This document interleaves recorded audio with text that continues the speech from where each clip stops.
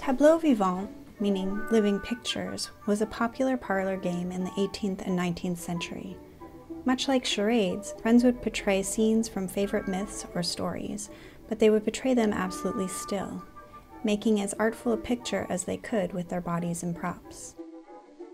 Every Christmas, Clermont State Historic Site uses this tradition to depict historic holiday traditions.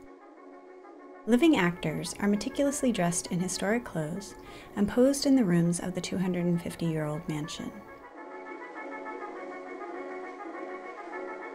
Christmas, 1776. Christmas in the 18th century was most often celebrated with church in the morning and dinner in the afternoon. Large parties and gift-giving were reserved for New Year's Day and Twelfth Night soon after. Here, Chancellor Livingston and his wife Mary celebrate with his mother in Clermont's splendid dining room.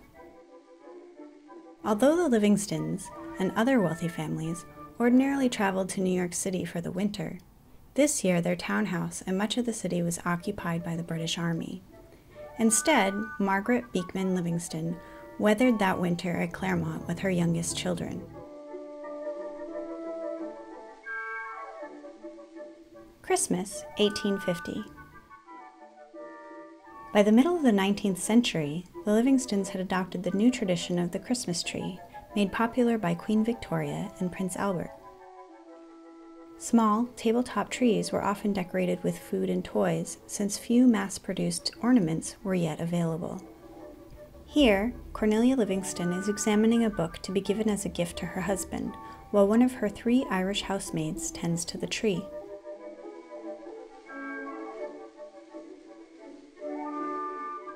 Christmas 1920.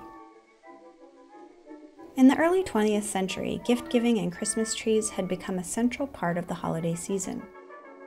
The Livingstons decorated theirs with expensive blown glass ornaments and candles.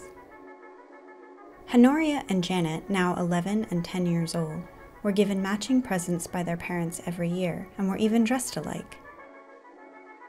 Here the 2 girls are wrapping gifts for their parents. Brown paper was still the most common way to wrap gifts, although some were not wrapped at all, but put out under the tree on Christmas morning.